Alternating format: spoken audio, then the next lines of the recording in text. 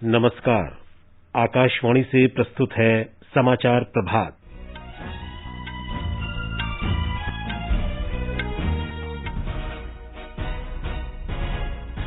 सरकार ने 18 वर्ष से ऊपर के सभी व्यक्तियों को टीके लगाने की सुविधा देने का फैसला किया। प्रधानमंत्री नरेंद्र मोदी ने वैक्सीन को कोरोना से लड़ाई का सबसे बड़ा हथियार बताया। डॉक्टरों से मरीजों को वैक्सीन के लिए प्रोत्साहित करने का आह्वान। केंद्र ने बढ़ते कोरोना संक्रमण के मद्देनजर कार्यालयों में उपस्थिति के बारे में नए दिशा निर्देश जारी किए। राष्ट्रीय राजधानी में 6 दिन का लॉकडाउन लागू।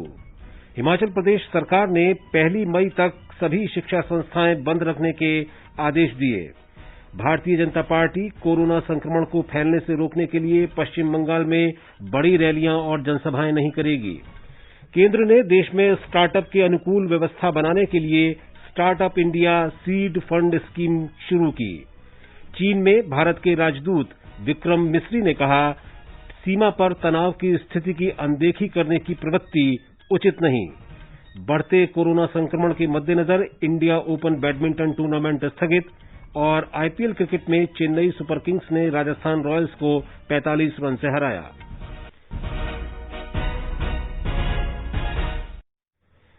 कोविड मरीजों की संख्या फिर से बढ़ रही है। श्रोताओं से अपील है कि कोई भी कोताही न बरतें, सुरक्षा के सभी उपायों का पालन करें और 45 वर्ष से अधिक आयु के सभी लोग निसंकोच टीका लगवाएं। सुरक्षित रहें और 3 आसान उपायों का पालन करें। मास्क पहनें, 2 गज दूरी है जरूरी, सुरक्षित दूरी बनाए रखें, हाथ और मुंह साफ रखें।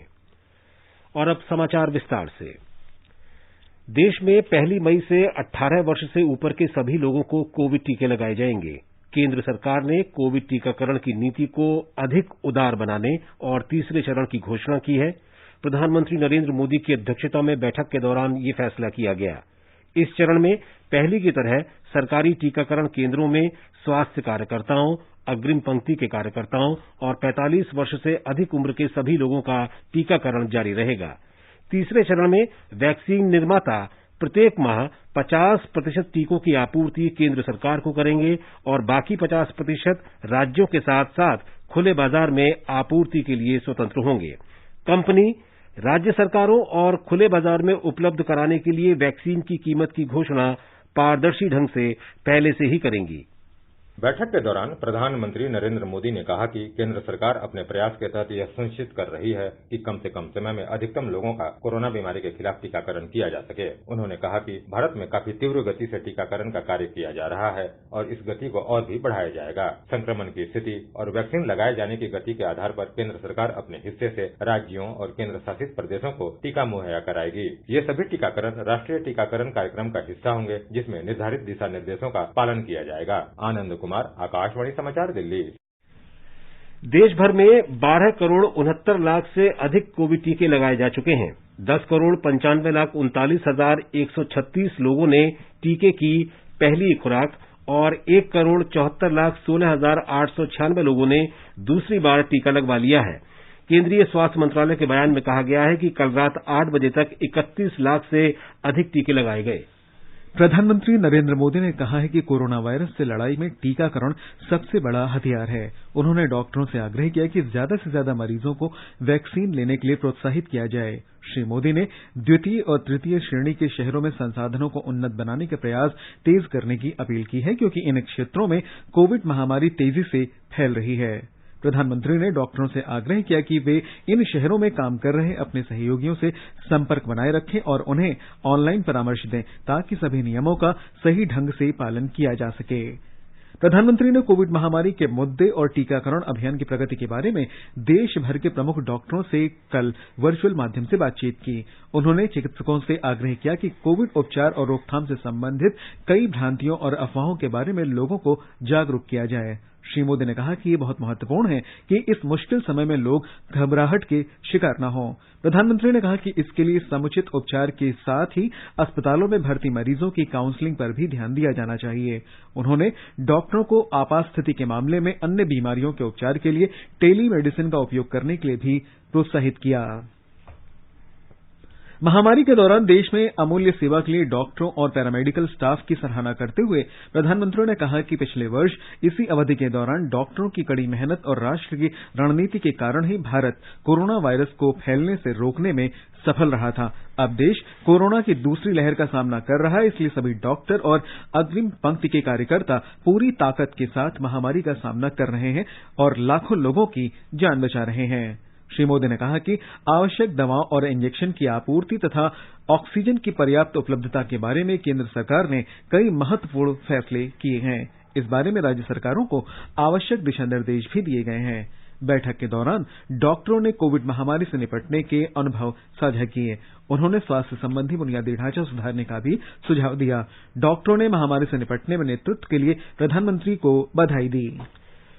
प्रधानमंत्री नरेंद्र मोदी ने फार्मा उद्योग से दवाइयों और आवश्यक चिकित्सा उपकरणों की निर्बाध आपूर्ति सुनिश्चित करने का अनुरोध किया है। उन्होंने इसके लिए लॉजिस्टिक और परिवहन जैसी सुविधाओं के लिए सरकार के सहयोग का आश्वासन दिया। प्रधानमंत्री ने वीडियो कॉन्फ्रेंसिंग के जरिए फार्मास्यूटिकल उद्योग जगत के प्रतिनिधियों के साथ बातचीत के दौरान ये बात कही। श्री मोदी ने कोविड महामारी के खिलाफ संघर्ष में फार्मा सेक्टर की महत्वपूर्ण भूमिका की सराहना की। उन्होंने ऐसी कठिन परिस्थिति में फार्मा उद्योग के काम करने के तरीके की भी प्रशंसा की।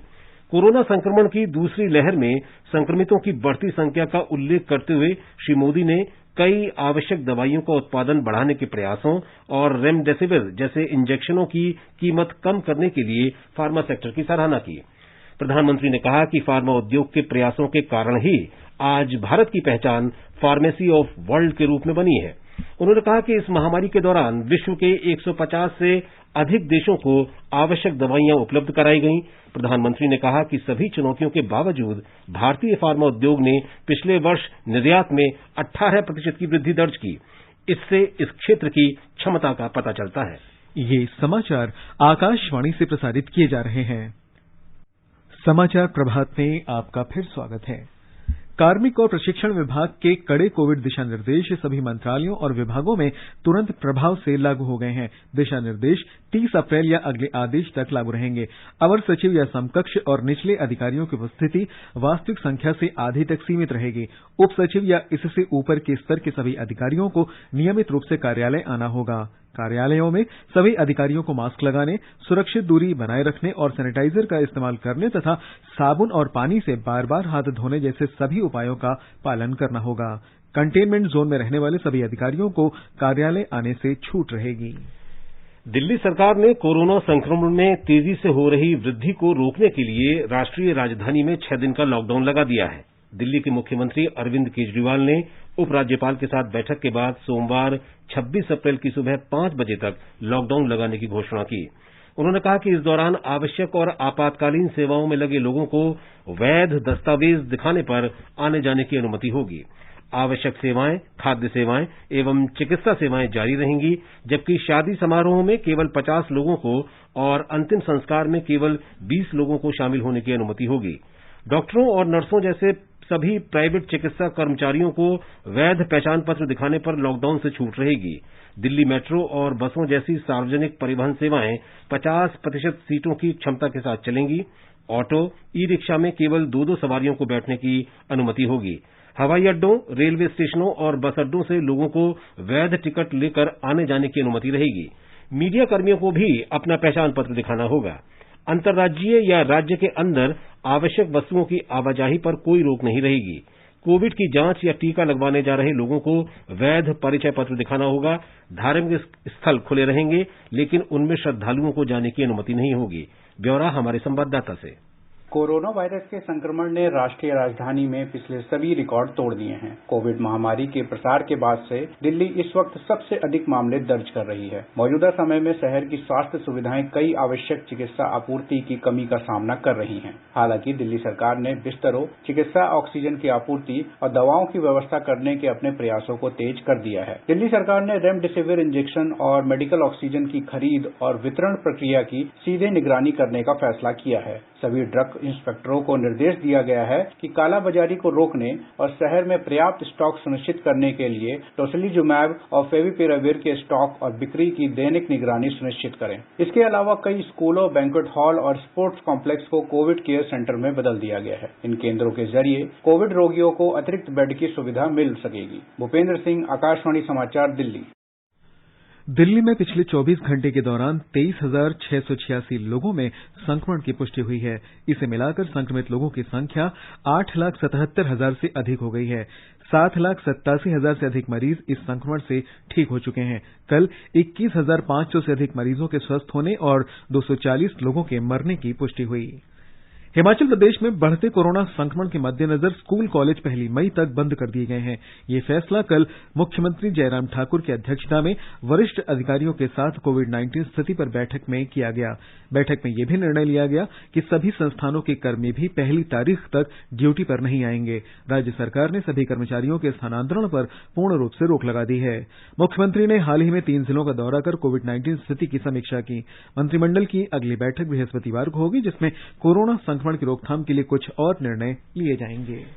गुजरात सरकार ने केंद्र के 18 वर्ष से अधिक आयु के युवाओं का टीकाकरण करने के निर्णय का स्वागत किया है। इस निर्णय के लिए प्रधानमंत्री नरेंद्र मोदी का धन्यवाद देते हुए गुजरात के मुख्यमंत्री विजय रूपाणी ने कहा है कि कोरोना महामारी से लड़ने के लिए टीकाकरण अकाट्य हथियार है। 18 साल से ऊपर के युवाओं को टीके लगाने के निर्णय के लिए प्रधानमंत्री का आभार व्यक्त करते हुए मुख्यमंत्री श्री विजय रूपाणी ने कहा कि गुजरात इसके लिए योजना बनाएगा। कल शाम गांधीनगर में एक उच्च स्तरीय कोर कमेटी की बैठक की अध्यक्षता करते हुए उन्होंने इस बारे में चर्चा की। उन्होंने प्रदेश के वरिष्ठ अधिकारियों को तीसरे चरण के टीकाकरण के लिए योजना की रूपरेखा तैयार करने के लिए निर्देश दिए। इस बीच अहमदाबाद नगर निगम ने कच्छ से 1000 ऑक्सीजन सिलेंडर प्राप्त करके अहमदाबाद में आइसोलेशन बेड को ऑक्सीजन बेड में परिवर्तित कर दिया है। इसी तरह नगर निगम द्वारा औद्योगिक उपयोग के 1500 ऑक्सीजन सिलेंडर को चिकित्सा उपयोग के लिए लगाया गया है। गुजरात सरकार ने कोविड-19 के खिलाफ अपनी लड़ाई को और मजबूत करने के लिए 1 सप्ताह के अंदर 150 एम्बुलेंस खरीदने का ऑर्डर दिया है। योगेश पंड्या, आकाशवाणी समाचार, अहमदाबाद। लद्दाख में बढ़ते कोरोना संक्रमण के मद्देनजर कोविड प्रोटोकॉल का कड़ाई से अनुपालन करने के लिए निगरानी की जा रही है। ब्यौरा हमारे संवाददाता से। नियमों का उल्लंघन करने पर 500 रुपए जुर्माना लगाया जा रहा है या चालान कर रहा है। लेह पुलिस ने आपदा प्रबंधन प्राधिकरण कोविड से संबंधित आदेशों का उल्लंघन करने पर 7 लोगों और एक ठेकेदार पर 8 FIR दर्ज की है। इन 7 लोगों और ठेकेदार पर RT-PCR की जांच कराए बिना मजदूरों को विमान से ले लिया जाने का आरोप है। इन लोगों ने कई मजदूरों एक ही कमरे और तंबू में रखा, जिसकी वजह से सुरक्षा दूरी रखने के नियम का पालन नहीं हो पाया। आकाशवाणी के लिए लेह से रमेश चंद्र के साथ में यांगचन डोलमा। मध्य प्रदेश में कोविड मरीजों का इलाज अब सेना के अस्पतालों और आइसोलेशन केंद्रों में भी किया जाएगा। संभवतः ये पहली बार है कि राज्य सरकार ने कोविड महामारी की चुनौतियों का सामना करने के लिए सेना के संसाधनों के इस्तेमाल का निर्णय लिया है। एक रिपोर्ट। सेना के अस्पतालों में भोपाल में लगभग 150, जबलपुर में 100 तथा सागर और ग्वालियर में 40-40 आइसोलेशन बेड की व्यवस्था के लिए प्रयास किए जा रहे हैं। सुदर्शन चक्र कोर के अधिकारियों ने कोरोना मरीजों की समुचित देखभाल के लिए पैरामेडिकल स्टाफ उपलब्ध कराने की पहल भी की है। मुख्यमंत्री शिवराज सिंह चौहान ने भी कल केंद्रीय रक्षा मंत्री राजनाथ सिंह से सेना से सहयोग लेने के संबंध में चर्चा की थी। उधर राज्य सरकार ने प्रदेश के सभी पात्र निर्धन उपभोक्ताओं को उचित मूल्य की दुकानों से एक साथ 3 माह का राशन निःशुल्क देने का फैसला लिया है। इसके तहत इन परिवारों को अप्रैल, मई और जून का राशन अप्रैल में ही एक मुश्त प्रदान किया जाएगा। मध्य प्रदेश में बीते 24 घंटों में कोविड-19 के 12,897 मामले दर्ज किए गए हैं, जबकि 6,836 मरीज संक्रमण से उबरकर स्वस्थ हो गए हैं। संजीव शर्मा, आकाशवाणी समाचार, भोपाल। छत्तीसगढ़ में 2 और जिले सुकमा और कोंडागांव में आज से लॉकडाउन लागू हो गया है। इसके साथ ही लॉकडाउन राज्य के सभी जिलों में प्रभावी हो गया है। ब्यौरा हमारे संवाददाता से। छत्तीसगढ़ के स्वास्थ्य विभाग द्वारा दी गई जानकारी के अनुसार छत्तीसगढ़ में अब तक मिले कुल कोरोना संक्रमित मरीजों का आंकड़ा बढ़कर करीब 5,59,000 हो चुका है। वर्तमान में 1,29,000 मरीजों का इलाज विभिन्न अस्पतालों, कोविड केयर सेंटरों या होम आइसोलेशन में चल रहा है। इस बीच मुख्यमंत्री भूपेश बघेल ने कल वर्चुअल बैठक कर राज्य के 11 जिलों में कोरोना संक्रमण की स्थिति की समीक्षा की। उन्होंने कलेक्टरों को दूसरे राज्यों से छत्तीसगढ़ आने वाले यात्रियों की कोविड जांच सुनिश्चित करने के निर्देश दिए। मुख्यमंत्री ने बैठक के दौरान कोविड मरीजों के लिए बिस्तरों की उपलब्धता के साथ ही ऑक्सीजन सिलेंडरों और मेडिकल स्टाफ की उपलब्धता की भी समीक्षा की। विकल्प शुक्ला, आकाशवाणी समाचार, रायपुर। असम में कोरोना संक्रमण के बढ़ते मामलों को देखते हुए मुख्यमंत्री सर्बानंद सोनोवाल ने राज्य में कड़े दिशा निर्देश जारी किए हैं। ब्यौरा हमारे संवाददाता से। मुख्यमंत्री सर्बानंद सोनोवाल ने प्रदेश के मुख्य सचिव से कहा कि वे सभी जिला प्रशासन को महामारी से लड़ने के लिए तैयार करें। मुख्यमंत्री ने डीजीपी को यह भी निर्देश दिया कि कोविड-19 के प्रोटोकॉल का पालन सुनिश्चित किया जाए और लोगों को ज्यादा भीड़भाड़ के समारोह से रोका जाए। उन्होंने मास्क पहनने, स्वच्छता बनाए रखने के लिए लोगों को जागरूक करने पर भी बल दिया। इसके साथ ही संबंधित विभागों से कहा कि श्रीरामपुर और सौगालिया गेट पर बाहर से आने वाले लोगों के लिए कोविड-19 का टेस्ट अनिवार्य किया जाए। प्रदेश के स्वास्थ्य मंत्री हिमंता बिश्व शर्मा ने स्वास्थ्य अधिकारियों को कोविड परामर्श और संबंधित मुद्दों के लिए एक अलग से हेल्पलाइन नंबर शुरू करने का निर्देश दिया। मानस प्रतिम शर्मा, आकाशवाणी समाचार, गुवाहाटी। तमिलनाडु सरकार द्वारा घोषित रात्रि कर्फ्यू आज से लागू हो जाएगा। राज्य परिवहन निगम ने बस चलाने के समय में संशोधन किया है। अब से प्रत्येक रविवार को राज्य में पूर्ण लॉकडाउन रहेगा। पुलिस ने यह सुनिश्चित किया है कि लोग मास्क पहनें और कोविड मानकों का पालन करें। मास्क न पहनने पर 8 अप्रैल से लेकर अब तक 4 लाख से अधिक लोगों पर मामला दर्ज किया गया है। इस बीच कई जिला कलेक्टरों ने अस्पतालों में ऑक्सीजन सिलेंडरों की उपलब्धता की समीक्षा की और कहा कि उनके पास ऑक्सीजन का पर्याप्त भंडार है। उत्तर प्रदेश सरकार ने कहा है कि राज्य में लॉकडाउन लगाने की आवश्यकता नहीं है। इलाहाबाद उच्च न्यायालय ने कल राज्य सरकार को 5 शहरों में लॉकडाउन लगाने का निर्देश दिया था। ये शहर हैं लखनऊ, कानपुर, वाराणसी, प्रयागराज और गोरखपुर। राज्य सरकार ने कहा है कि लोगों का जीवन बचाने के साथ साथ गरीबों की आजीविका भी सुरक्षित होनी चाहिए, इसलिए इन शहरों में पूर्ण रूप से लॉकडाउन नहीं लगाया जाएगा। असम में पिछले 24 घंटों के दौरान 1,367 लोग संक्रमित पाए गए हैं। स्वास्थ्य मंत्री हिमंता बिस्वा शर्मा ने कहा कि कल 65,000 से अधिक लोगों की जांच की गई। राज्य में संक्रमण की दर 2.09% है। श्री शर्मा ने कहा कि 67,000 से अधिक लोगों को कल कोविड का टीका लगाया गया। इस बीच मुख्यमंत्री सर्बानंद सोनोवाल ने कल गुवाहाटी में वरिष्ठ अधिकारियों के साथ कोविड स्थिति की समीक्षा की। बिहार में कल कोरोना से संक्रमित होने और मृत्यु होने की संख्या सबसे अधिक रही। राज्य में कल 7,487 लोग संक्रमित पाए गए, जबकि 74 लोगों की मृत्यु हुई। इसके साथ ही इस महामारी से मरने वालों की संख्या 1,790 हो गई है। पटना में सबसे अधिक 2,672 लोग संक्रमित हुए। राज्य में संक्रमण की दर 24% से अधिक हो गई है। बिहार में 49,527 मरीजों का विभिन्न अस्पतालों में इलाज चल रहा है। स्वस्थ होने की दर में कमी आ रही है और ये इस समय 84.52% है। इस बीच कल 1,04,000 लोगों को कोविड के टीके लगाए गए। राज्य में अब तक 60,27,907 लोगों को टीके लगाए जा चुके हैं। महाराष्ट्र सरकार ने परचून की दुकानों के खुलने के समय को नियंत्रित करने का फैसला किया है। राज्य में परचून की दुकानें केवल सुबह 7 बजे से 11 बजे तक खुलेंगी। परचून की खरीद के बहाने लोगों को घूमते पाए जाने पर यह फैसला किया गया है। ऑक्सीजन की उपलब्धता बढ़ाने के लिए राज्य सरकार ने जिला प्रशासन को ऑक्सीजन उत्पादन संयंत्र लगाने के निर्देश दिए हैं। कोल्हापुर और ठाणे जिले ने हवा में उपलब्ध ऑक्सीजन के इस्तेमाल के लिए कई अस्पतालों में ऑक्सीजन संकेंद्रण संयंत्र बनाए हुए हैं। मुंबई में भी भविष्य में ऐसा ही करने पर विचार चल रहा है। भारतीय रेलवे ने कोविड महामारी से लड़ाई जारी रखते हुए ऑक्सीजन एक्सप्रेस चलाने की तैयारी कर ली है। मुंबई डिवीजन ने कलम्बोली में फ्लैट वैगनों में टैंकरों की लोडिंग अनलोडिंग की सुविधा के लिए रैंप का निर्माण किया है।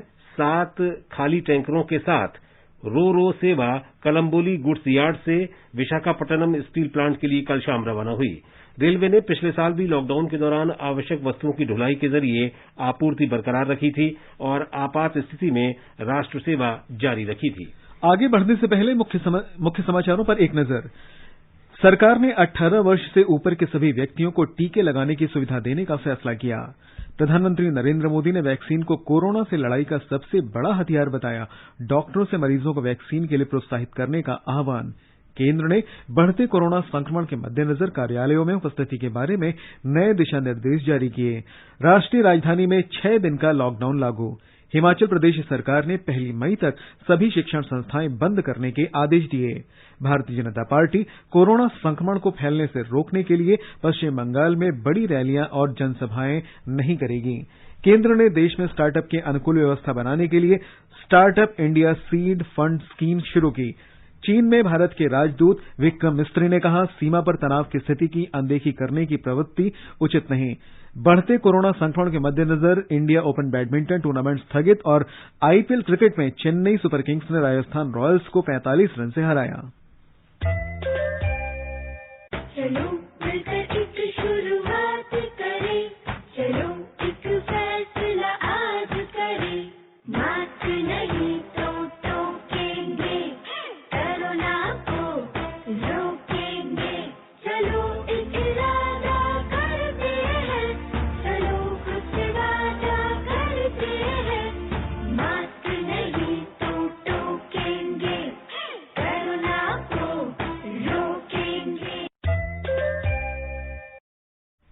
कोविड-19 के मद्देनजर भारतीय जनता पार्टी पश्चिम बंगाल में बड़ी रैलियां और जनसभाएं नहीं करेगी। प्रधानमंत्री नरेंद्र मोदी और पार्टी के अन्य वरिष्ठ नेता राज्य में छोटी रैलियों को संबोधित करेंगे, जिनमें अधिकतम 500 लोग उपस्थित होंगे। पार्टी ने कहा है कि ये सभी जनसभाएं कोविड-19 दिशा निर्देशों के अनुरूप खुले मैदान में की जाएंगी। पार्टी ने राज्य में 6 करोड़ मास्क और सैनिटाइजर वितरित करने का निर्णय लिया है। केंद्रीय वाणिज्य और उद्योग मंत्री पीयूष गोयल ने कल स्टार्टअप इंडिया सीड फंड की शुरुआत की। इस फंड का उद्देश्य शुरुआती स्टार्टअप के लिए वित्तीय सहायता उपलब्ध कराना है। पात्र स्टार्टअप को देशभर में पात्र इनक्यूबेटर्स के माध्यम से शुरुआती इक्विटी पूंजी उपलब्ध कराने के लिए अगले 4 वर्ष में 945 करोड़ रुपए दिए जाएंगे। उम्मीद है कि इस योजना से 300 इनक्यूबेटर्स के जरिए करीब 3600 स्टार्टअप को मदद मिलेगी। श्री गोयल ने कहा कि स्टार्टअप इंडिया सीड फंड योजना से घरेलू उद्यमियों और उनके कारोबारी विचारों को आगे बढ़ाने में मदद मिलेगी। ये योजना छोटे और मझोले शहरों में मजबूत स्टार्टअप परिवेश का निर्माण करेगी। सरकार ग्रामीण क्षेत्र के नए उद्यमियों को इस योजना का फायदा उठाने के लिए खासतौर पर प्रोत्साहित करना चाहती है। चीन में भारत के राजदूत विक्रम मिस्री ने कहा है कि सीमा की स्थिति की अनदेखी करने और इसे एक मामूली मुद्दा बताने की प्रवृत्ति अनुचित है। उन्होंने कहा कि ऐसी प्रवृत्ति से चीन और भारत मौजूदा समस्याओं का हल निकालने से दूर जा सकते हैं। श्री मिस्री ने कहा कि ये समस्याओं से भागने और दोनों देशों की विकास भागीदारी के वायदे से विपरीत दिशा में जाने के बराबर है। भारत के राजदूत भारतीय थिंक टैंक भारतीय विश्व कार्य परिषद ICWA और चीन के think tank Chinese People's Institute of Foreign Affairs CPIFA के ऑनलाइन कार्यक्रम में बोल रहे थे। इस कार्यक्रम को भारत में चीन के राजदूत सुन वेइडांग ने भी संबोधित किया। श्री मिस्री ने कहा कि भारत और चीन इस बात पर सहमत हैं कि उन्हें दोनों देशों के शीर्ष नेताओं की सहमति का पालन करना चाहिए। उन्होंने कहा कि दोनों देशों के नेताओं के बीच शांति बनाए रखने के मुद्दे पर पहले भी महत्वपूर्ण सहमति हुई थी और इस सहमति को बनाए रखना महत्वपूर्ण है। उन्होंने ये भी कहा कि वास्तविक नियंत्रण रेखा पर शांति व्यवस्था के उल्लंघन से लोगों के विचारों पर विपरीत प्रभाव पड़ा है। बहुध्रुवीय विश्व में कोई भी देश सहमति और सलाह मशवरे के बिना स्वयं ही अपना एजेंडा तय नहीं कर सकता और ये उम्मीद नहीं कर सकता कि सभी देश उसी के इशारे पर काम करें। कोई भी देश दूसरों के हितों की अनदेखी करते हुए केवल अपने हित के मुद्दों पर ही विचार विमर्श की उम्मीद नहीं कर सकता। केंद्र सरकार ने उस रिपोर्ट को भ्रामक करार दिया है जिसमें दावा किया गया है कि भारत में डबल म्यूटेशन कोविड संक्रमण पूरे विश्व को चिंतित कर रहा है। पत्र सूचना कार्यालय ने स्पष्ट किया कि इस तरह का डबल म्यूटेशन संक्रमण कई अन्य देशों में भी पाया गया है। और अब खेल समाचार।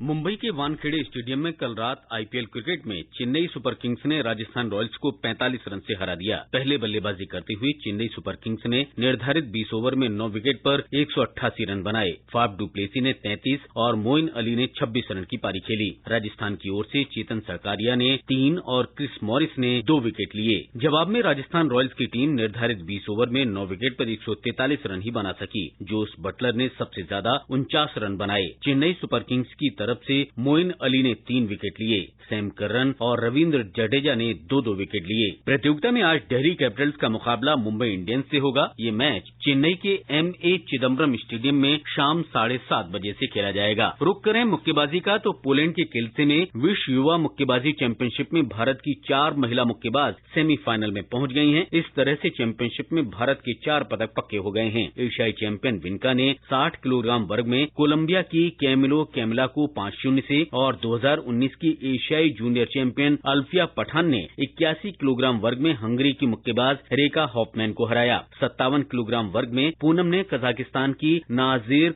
सेरिक को 5-0 से शिकस्त दी। 48 किलोग्राम वर्ग में गीतिका ने रोमानिया की एलिजाबेथ ऑस्टिन को शिकस्त दी। पुरुष वर्ग में 75 किलोग्राम वर्ग में मनीष और 69 किलोग्राम वर्ग में सुमित क्वार्टर फाइनल में पहुंच गए हैं। बात करें बैडमिंटन की तो कोविड महामारी की खराब स्थिति के कारण इंडिया ओपन बैडमिंटन टूर्नामेंट स्थगित कर दिया गया है। ये टूर्नामेंट नई दिल्ली के केडी जाधव इंडोर स्टेडियम में 11 से 16 मई तक होना था। विश्व बैडमिंटन फेडरेशन के साथ भारतीय बैडमिंटन संघ की आपात बैठक के बाद टूर्नामेंट को स्थगित करने का फैसला किया गया। आकाशवाणी समाचार, दिल्ली।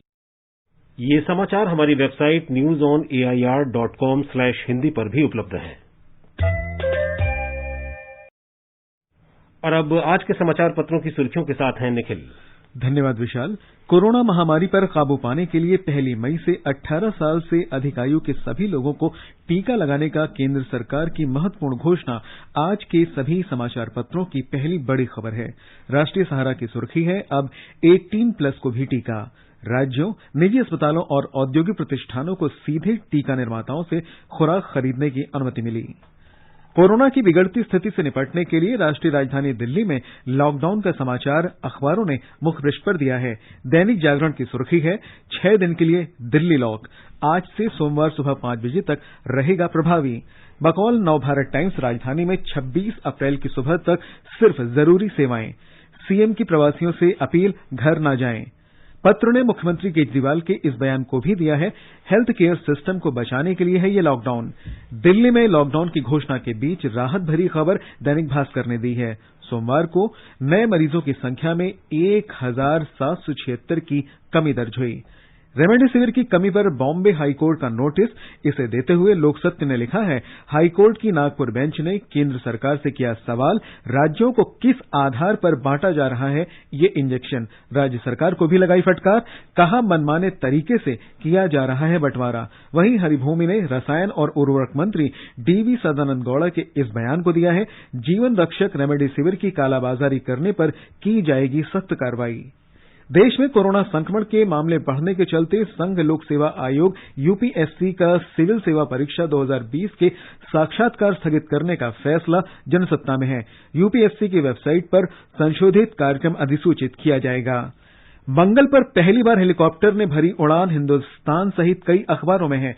अमेरिकी अंतरिक्ष एजेंसी नासा के इंजेन्यूटी हेलीकॉप्टर ने मंगल ग्रह पर पहली बार उड़ान भरकर रचा इतिहास। राजस्थान पत्रिका ने शुभ मंगल शीर्षक से इस खबर को देते हुए लिखा है, मानव की महान जीत। अमर उजाला लिखता है, लाल ग्रह पर उतरे इंजेन्यूटी ने 40 सेकंड के लिए 10 फुट ऊंचाई पर भरी उड़ान। और अंत में मुख्य समाचार एक बार फिर, सरकार ने 18 वर्ष से ऊपर के सभी व्यक्तियों को टीके लगाने की सुविधा देने का फैसला किया। प्रधानमंत्री नरेंद्र मोदी ने वैक्सीन को कोरोना से लड़ाई का सबसे बड़ा हथियार बताया। डॉक्टरों से मरीजों को वैक्सीन के लिए प्रोत्साहित करने का आह्वान। केंद्र ने बढ़ते कोरोना संक्रमण के मद्देनजर कार्यालयों में उपस्थिति के बारे में नए दिशा निर्देश जारी किए। राष्ट्रीय राजधानी में 6 दिन का लॉकडाउन लागू। हिमाचल प्रदेश सरकार ने 1 मई तक सभी शिक्षा संस्थाएं बंद करने के आदेश दिए। भारतीय जनता पार्टी कोरोना संक्रमण को फैलने से रोकने के लिए पश्चिम बंगाल में बड़ी रैलियां और जनसभाएं नहीं करेगी। केंद्र ने देश में स्टार्टअप के अनुकूल व्यवस्था बनाने के लिए startup India seed fund scheme शुरू की। चीन में भारत के राजदूत विक्रम मिस्री ने कहा, सीमा पर तनाव की स्थिति की अनदेखी करने की प्रवृत्ति उचित नहीं। बढ़ते कोरोना संक्रमण के मद्देनजर इंडिया ओपन बैडमिंटन टूर्नामेंट स्थगित और आईपीएल क्रिकेट में चेन्नई सुपर किंग्स ने राजस्थान रॉयल्स को 45 रन से हराया। इसके साथ ही समाचार प्रभात का ये अंक समाप्त हुआ। नमस्कार।